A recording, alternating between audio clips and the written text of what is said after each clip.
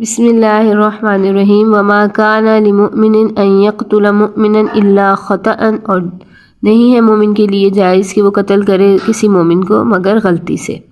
ومن قتل مؤمنا خطأ، اور جو کوئی غلطی سے مومن کو خطأ سے قتل کر دے، فتحریر رقبۃ مؤمنۃ، تو اسے چاہیے کہ وہ ایک غلام مسلمان آزاد کرے، ودیۃ مسلمۃ الی اہلہ، اور دیت ادا کرے اس کے گھر والوں کی طرف، الا ان یصدقوا، مگر یہ کہ وہ گھر والے معاف کر دیں دیت کو تو معاف ہو جائے گی۔ فإن کان من قوم، اور اگر وہ ایسی قوم سے ہو، عدو لکم، جو تمہارے دشمن قوم ہے، وہو مؤمن، اور وہ خود مومن ہو جو قتل ہوا ہے، فتحریر رقبۃ مؤمنہ، تو ایک مسلمان غلام آزاد کرنا ہے، دیت ادا نہیں کرنی، کیونکہ اس کے گھر والے جو ہے کافر ہیں اور دیت کافروں کے پاس جائے گی۔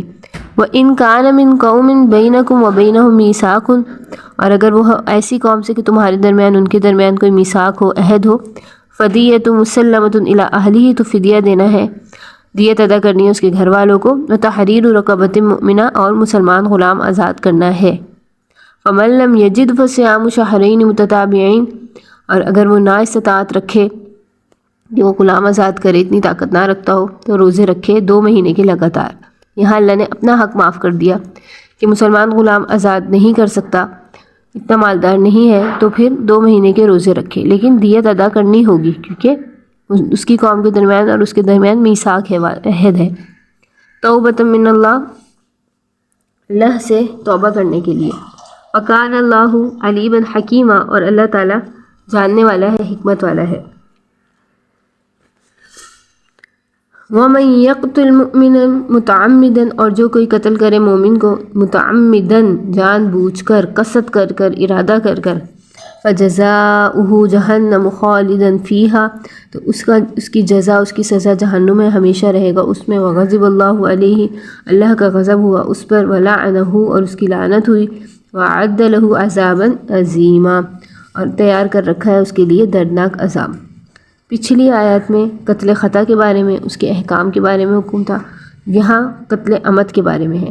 قتل عمد جان بوجھ کر قتل کرنا، سورہ بقرہ میں بھی اس کی سزا گزر چکی کہ قتل کے بدلے قتل ہے، اور سورہ مائدہ میں بھی ہے کہ جس نے کسی انسان کو، مسلمان کو جان بوجھ کر قتل کیا، گویا اس نے تمام انسانیت کو قتل کیا۔ اور اس آیت میں فرمایا کہ قتل عمد کی سزا، یعنی اگر ایک مسلمان دوسرے مسلمان کو غلطی سے نہیں بلکہ قصد کر کے اور اس کو معلوم کر کے کہ یہ مسلمان ہی ہے پھر قتل کرے گا، تو اس کے لیے آخرت میں جہنم اور لعنت، عذاب عظیم ہے۔ اس کو صرف کفارے سے جو ہے رہائی نہیں ہوگی، باقی دنیا کی سزا یہی ہے کہ قتل کے بدلے میں قتل۔ اور خالدن سے یہاں مراد ہے کہ اگر تو وہ مسلمان کے قتل کو حلال سمجھتا ہو تو اس کے کفر میں کوئی شک نہیں، اور خالدن سے مراد بہت مدت تک، مدت دراز تک جہنم میں رہے گا، وہ شخص سزا کا مستحق ہے۔ آگے اللہ تعالیٰ مالک ہے، جو چاہے فیصلہ فرمائے۔ آگے فرمایا، یا ایھا الذین آمنوا، اے ایمان والو، اذا ضربتم فی الارض، جب تم سفر کے لیے نکلو زمین میں، فتبینوا، تو تحقیق کر لیا کرو، ولا تقولوا لمن القى الیکم السلام، اور نہ تم کہو اس کو جو تمہاری طرف جو ہے السلام علیکم کہے، لست مؤمنا، کہ یہ مومن نہیں۔ جو تم سے سلام علیکم کرے، تم مسلمان کو یہ نہیں چاہیے کہ وہ ایسا کہے کہ یہ تو مسلمان نہیں ہے، اس نے اوپر سے ہی بس کلمہ پڑھا ہے۔ تبتغون عرض الحیات الدنیا، کہ تم چاہتے ہو دنیا کا سامان، دنیا کا اسباب، فعند اللہ مغانم کثیرہ، اللہ کے پاس بہت زیادہ غنیمتیں ہیں، کذالک کنتم من قبل، تم بھی تھے اس سے پہلے ایسے ہی، فمن اللہ علیکم، اللہ کا احسان ہو گیا تم پر، فتبینوا، تو پس تحقیق کر لیا کرو، ان اللہ کان، بے شک اللہ تعالیٰ ہے، بما تعملون خبیرا، جو تم اعمال کرتے ہو خبردار ہے۔ اس آیت میں فرمایا کہ جہاد میں قتل کرنے کے اندر احتیاط۔ حضرت محمد صلی اللہ علیہ وسلم نے ایک فوج کو ایک قوم پر جہاد کے لیے بھیجا، اس قوم میں ایک شخص مسلمان تھا جو اپنا مال، اسباب، مویشی ان میں سے نکال کر علیحدہ کھڑا ہو گیا تھا۔ اس نے مسلمانوں کو دیکھ کر السلام علیکم کہا۔ مسلمانوں نے یہ سمجھا یہ بھی کافر ہے، اپنی جان اور مال بچانے کی غرض سے اپنے آپ کو مسلمان ظاہر کرتا ہے، اس لیے اس کو تلوار نکالی اور مار دیا۔ حضرت اسامہ رضی اللہ تعالیٰ عنہ تھے جن کے سامنے کافر جو ہے وہ آیا، اور انہوں نے جب کافر نے دیکھا، جب اس نے دیکھا کہ یہ ان کے ہاتھ میں تلوار ہے تو اس نے کلمہ پڑھ لیا، اور حضرت اسامہ رضی اللہ تعالیٰ عنہ نے یہ سمجھا کہ یہ ہمیں دیکھ کر اس نے جو ہے مسلمان ہوا ہے، پہلے سے مسلمان نہیں، اور ہمیں دیکھ کر کلمہ پڑھا ہے، ظاہری طور پر مسلمان ہے۔ اس پر یہ آیت نازل ہوئی اور مسلمانوں کو تنبیہ اور تاکید فرمائی گئی کہ جب تم جہاد کے لیے سفر کرو تو تحقیق سے کام لو، بے سوچے سمجھے کام مت کرو، جو تمہارے سامنے اسلام ظاہر کرے اس کے مسلمان ہونے کا ہرگز انکار مت کرو، اللہ کے پاس بہت غنیمتیں ہیں، ایسے حقیر سامان پر نظر نہیں کرنی چاہیے۔ تم ایسے ہی تھے اس سے پہلے، یعنی اسلام سے پہلے دنیا کی غرض سے ناحق خون کیا کرتے تھے، لیکن اب مسلمان ہو کر ہرگز ایسا نہیں کرنا چاہیے، بلکہ جس پر مسلمان ہونے کا شک بھی ہو، احتمال بھی ہو، تو اس کے قتل سے بھی بچو۔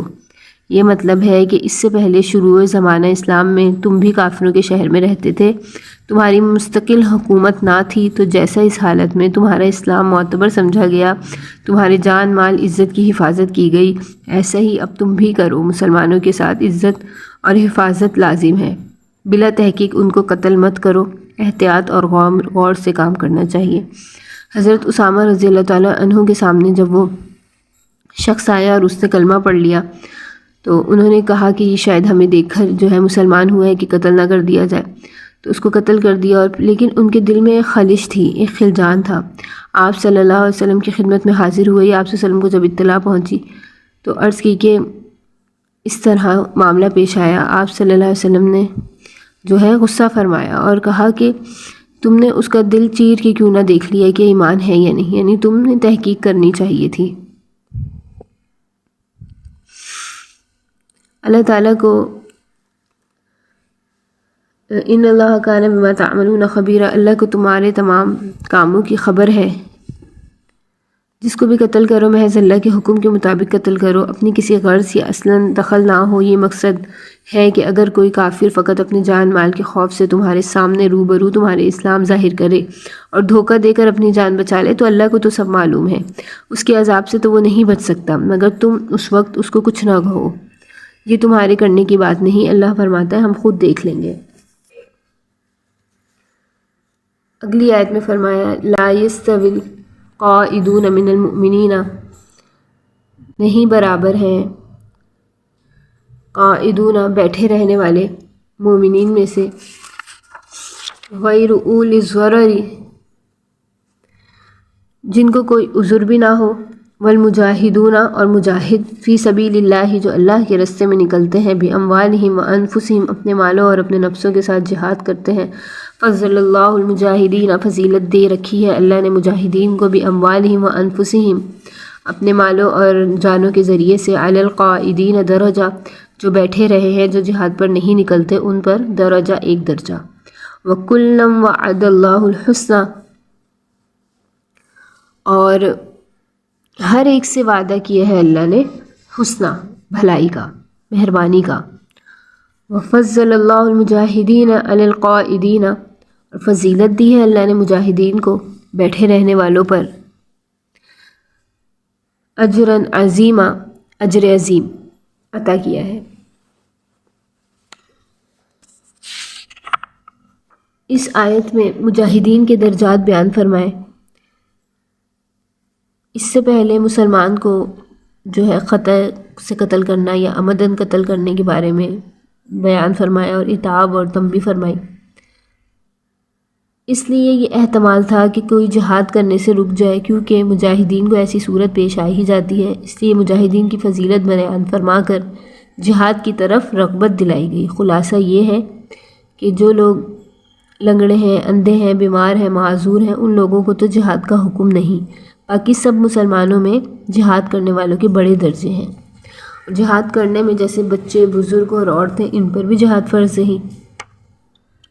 اور جو جہاد نہ کرنے والوں کے لیے نہیں ہے، یہاں پر جو فرمایا مسلمانوں میں جہاد کرنے والوں کے لیے بڑے درجے ہیں، اور وہ بڑے درجے جو جہاد نہیں کرتے ان کے لیے نہیں ہیں۔ اگرچہ جنتی تو وہ بھی ہیں جو جہاد نہیں کرتے۔ تو اس سے معلوم ہو گیا کہ جہاد فرض کفایہ ہے، فرض عین نہیں ہے۔ وَكُلًّا وَعَدَ اللَّهُ الْحُسْنَى، ہر ایک کے لیے اللہ کے پاس جو ہے اچھائی کا، بھلائی کا وعدہ ہے۔ تو جہاد فرض کفایہ ہے، یعنی اگر مسلمانوں کی کافی تعداد ضرورت کے مطابق جو ہے جہاد کرتی رہے تو جہاد نہ کرنے والوں پر کوئی گناہ نہیں، ورنہ سب گناہ گار ہوں گے۔ اللہ تعالیٰ غفور الرحیم ہے، جہاد کرنے والوں کے بارے میں اجر، مغفرت، رحمت کے جو وعدے فرمائے ہیں وہ ضرور پورے فرمائے گا۔ یا یہ کہ مجاہد کے ہاتھ سے اگر نادانستگی میں کوئی مسلمان قتل ہو گیا تو اللہ تعالیٰ معاف فرمائے گا۔